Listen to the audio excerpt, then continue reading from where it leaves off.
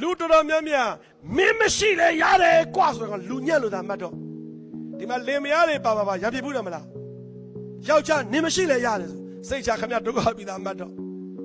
လောကကြီးမှာမင်းမရှိလဲရတယ်လို့မပြောနဲ့အဲ့ဒါခန့်ညံ့ညံ့လူတွေရဲ့အတွေ့မင်းမရှိလဲရတယ်လို့မပြောပါနဲ့မင်းဟာငါ့အတွက်အင်အားတစ်ခုပါပဲလို့အမြဲပြောပြပါကျွန်တော်အဲ့လိုပြောဖို့ခက်တယ်အိမ်တော်မကြသေးဘူးအပြိုကြီးဘာလို့အပြိုကြီးဖြစ်လဲဆိုရီးစားပေါ်မှာနင်မရှိလဲရတယ်ဆိုနောက်တစ်ယောက်ထပ်ထားတယ်နင်မရှိလဲရတယ်နဲ့အသက်က40ဖြစ်လာတာ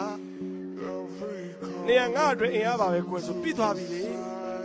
ကျွန်တော်ရှိမှခက်နေတာမင်းမရှိလဲရတယ်ဟာဗမာပြည်မှာမရဘူးဗျစစ်တပ်ကြီးမရှိလို့လည်းမဖြစ်ဘူးဗျတိုးတော့ရှိတဲ့လောက်ပါတဲ့လောက်တော့ပါရမှာပေါ့နေရာတိုင်းတော့မပါသင့်ဘူးပေါ့ဗျာခရိုနီတွေလည်းမပါလို့မရဘူးဗျပါတဲ့လောက်တော့ပါရမယ်စာရေးဆရာတွေလည်းပါတဲ့လောက်တော့ပါနေရာတကာမပါနဲ့လေခမရတို့လည်းပါတဲ့လောက်တော့ကချင်လည်းပါတဲ့လောက်ပါရှမ်းလည်းနေရာလည်းပါလို့ပဲရမယ်ကျွန်တော်တို့ကနေရာတကာတိုင်းဖြစ်နေတာမင်းမရှိလေရတယ်ငါးကြီးလောက်လုပ်မယ်ဆိုတော့ဘယ်အလုပ်ဖြစ်မလဲထားတော့